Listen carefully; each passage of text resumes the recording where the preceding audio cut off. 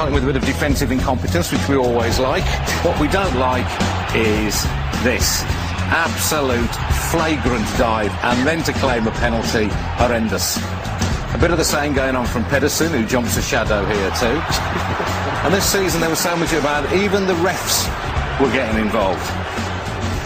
Chris Foy jumps a shadow too. Well, why shouldn't I go for something too, he seems to say. A bit of this never goes amiss, although don't do it at school, lads. And Yakubu gets a little bit from Panstill here. Yakubu's... That's our sound effect, by the way. Yakubu's indignation just makes me laugh more every time. That very much. Managers, we do like to get this crafty insight into their expertise, the things they spot that we can't see. Always good advice, that, isn't it?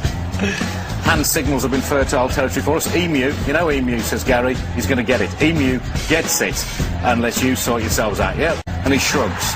This is David Moyes celebrating, yes, celebrating a goal. This is David Moyes when he's happy. This is his happy face.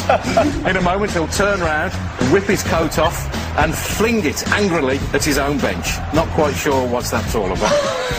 Here's a metaphor for Man City's whole season. The manager stands up, the chair flits back, and he nearly ends up on his ARSE, but just about saves himself, as he has done till the end of the season. And this is a champagne moment. Mike Phelan sees a balloon. He decides to get rid of the balloon by popping it. The biggest shock of Fergie's season. Mike, I'd be careful if I was you. You might kill him with the shock, although maybe, Mike, that is what you were thinking of. Look at him jump. That's brilliant. My favourite fans of the season?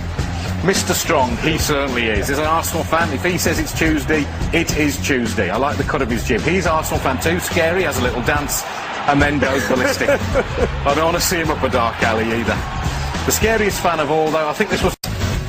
Here was the moment I knew back in August West Brom's season was going to work out. When even the ball boys can't stay on their feet, you know you're going to have trouble staying in the Premier League. Up she goes. There was a bit of the Devon Lock about that, jumping a shadow. And here we see Scott Carson doing what most West Brom fans will do when they look back at the season. Jump.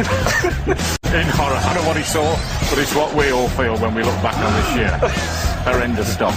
And finally, we don't want to see this. It's mascot abuse in the light of day at Stoke. Just quite disgusting.